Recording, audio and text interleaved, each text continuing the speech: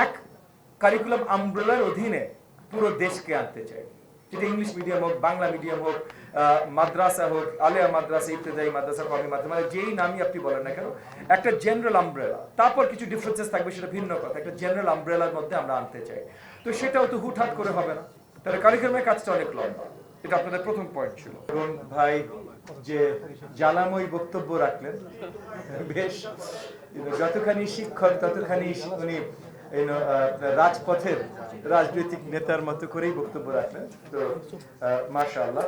কিন্তু ওনার বক্তব্যের ভেতরে অনেকগুলো স্ট্যান্ডিং ইস্যু, আউটস্ট্যান্ডিং ইস্যুস পরিষ্কার করা হলো।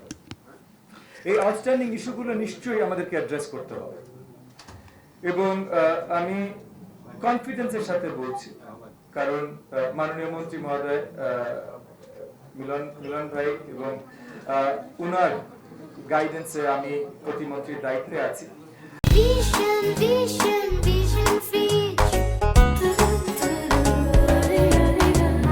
আমরা দুজনে ইতিমধ্যে এগুলো নিয়ে অনেক আলোচনা করেছি।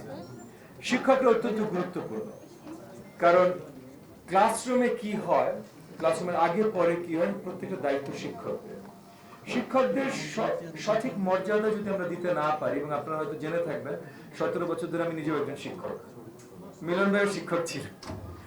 সো আমরা সবাই শিক্ষক, মানে আমি এবং মাননীয় মন্ত্রী মহোদয় দুজনের শিক্ষক হিসেবেও আপনাদের মর্যাদার জায়গাটা, মূল্যায়নের জায়গাটার সাথে অতি পরিচিত। সেই জায়গা থেকে আপনাদের মূল্যায়ন যেন সঠিকভাবে হয়, সেটা নিয়ে আমরা ইতিমধ্যে আমলে নিয়েছি, এবং এটা আপনাদের সাথেও আরো বৃহত্তর আলোচনা হবে। আমি একটা জিনিস গুরুত্ব দিয়ে বলবো, যে এখন আপনারা আস্থা রাখতে পারেন, সকল কাজগুলো হবে, সকল মূল্যায়নগুলো হবে, শুধু আপনাদেরকে একটু সময় দিতে হবে। কারণ আমি এবং মন্ত্রী মহোদয় আমরা হুটহাট করে কিছু করতে চাই না।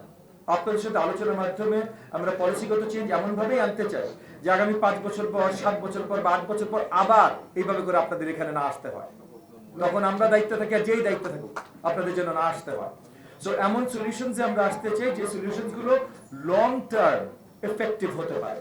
আর লং টার্ম এফেক্টিভ সলিউশনস আপনারা শিক্ষক হিসেবেও, জ্ঞানী মানুষ হিসেবে আপনারা জানেন যে হঠাৎ করে হবে। আপনাদের অনেকগুলো দাবি আছে, কারিকুলাম রিলেটেড দাবি তো অত্যন্ত যৌক্তিক।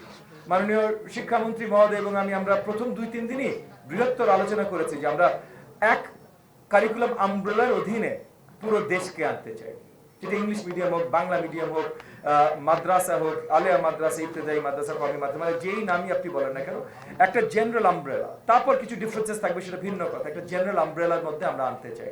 তো সেটাও তো হুটহাট করে হবে না, তাহলে কারিকুলামের কাজটা অনেক লম্বা। এটা আপনাদের প্রথম পয়েন্ট ছিল। আপনাদের চাকুরি জাতীয়করণ, এটা যেমন মনে করেন ফাইন্যান্স এন্ড প্ল্যানিং মিনিস্ট্রির সাথে কাজ আছে, লেবার মিনিস্ট্রির সাথে কাজ আছে, এগুলো শুধু আমরা বললে হবে না, আরো মিনিস্ট্রিদের সাথে নিয়ে। এবং ইতিমধ্যে গতকাল একটা ক্যাবিনেট মিটিং এ মাননীয় মন্ত্রী মহোদয়, আমি, লেবার মিনিস্টার, ওখানকার প্রতিমন্ত্রী, প্ল্যানিং এন্ড ফাইন্যান্স মিনিস্টার এবং ওটার প্রতিমন্ত্রী আমরা আলোচনা করেছি এই কাজগুলো কিভাবে এগিয়ে নিয়ে যেতে পারে।